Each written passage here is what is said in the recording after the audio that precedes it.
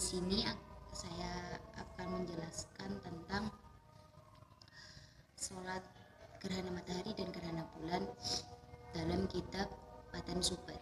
Langsung saja, al-babu sholatul khusyufi wal khusyufi. Bismillahirrahmanirrahim.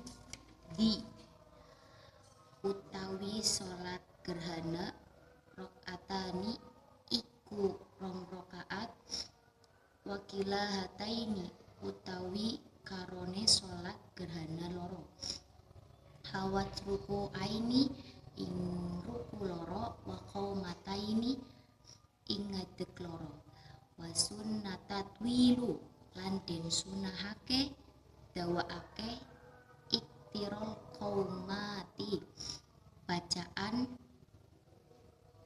qaumati ing ngadeg, wa subhati rakaati lan tasbihe piro-piro ruku, wa sajdati lan piro-piro sujud, wal jahru lan den rosa fil qiraatil ing dalem bacaan, wal khusyufi salat gerhana bulan, liko marin kaduwe rembulan, wasirun lirihake fil khusyufi ing gerhana matahari, wa khutbatani lan khutbah loro ba'daha ing dalem sakwise salat khusyufi wal khusyufi, kal jum'atu hale kaya salat Jumat, qadim dinginake sira ala fardin ing atase salat gerhana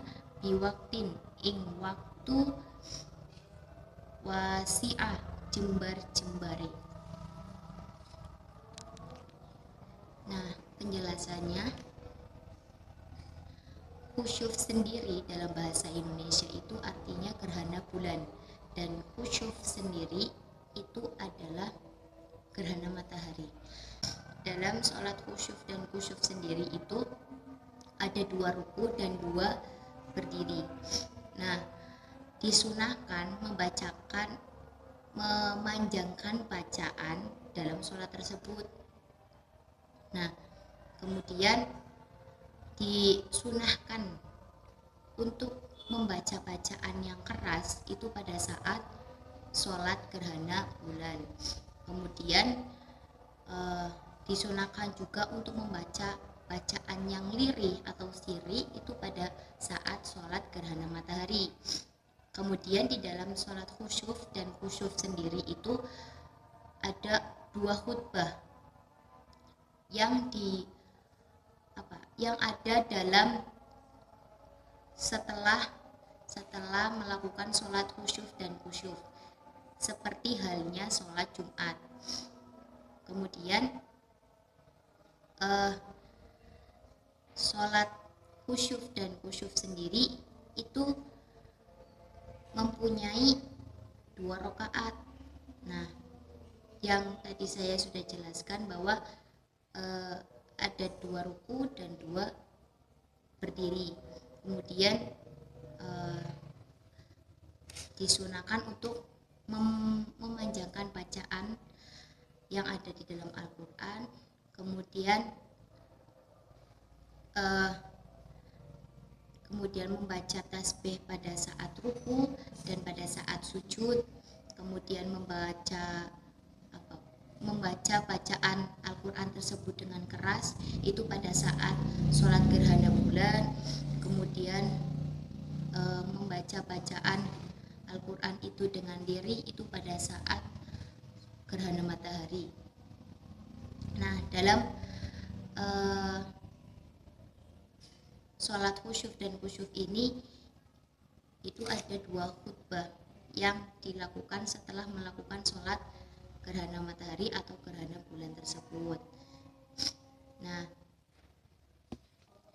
kemudian saat sholat gerhana itu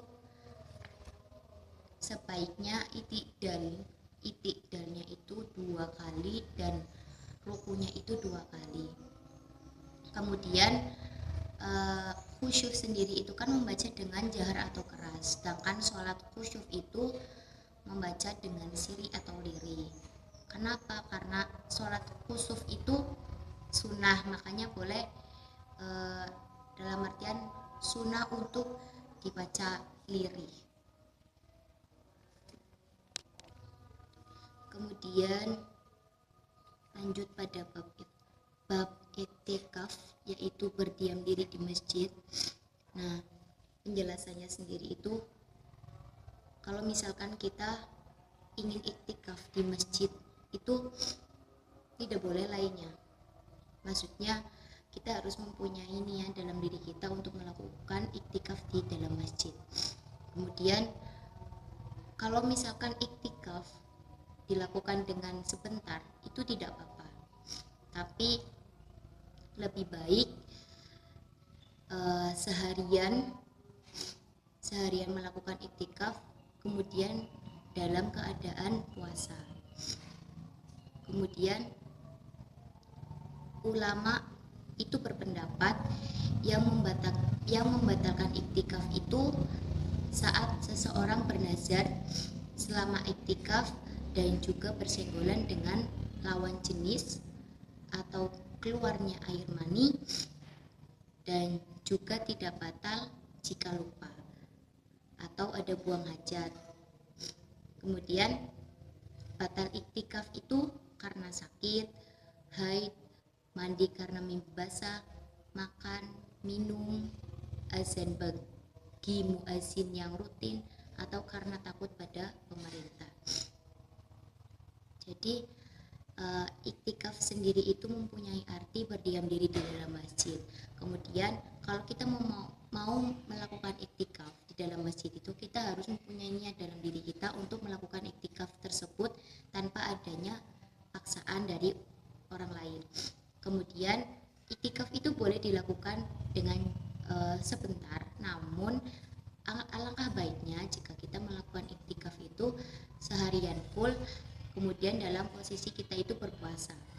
Nah, banyak ulama yang berpendapat juga yang membatalkan iktikaf itu saat kita itu mempunyai nazar.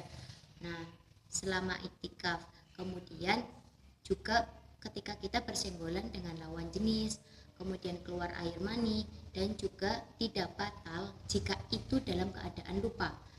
Nah, atau ada buang hajat dan lain sebagainya. Kemudian batal iktikaf itu karena sakit yang pertama, yang kedua karena haid, yang ketiga itu mandi, tapi dalam kita itu posisinya mimpi basah, kemudian makan, kemudian minum, azan bagi muazin yang rutin, kemudian karena takut pada pemerintah. Nah, mungkin cukup sekian dari vlog saya kali ini, kurang lebihnya mohon maaf. Jangan lupa like, subscribe,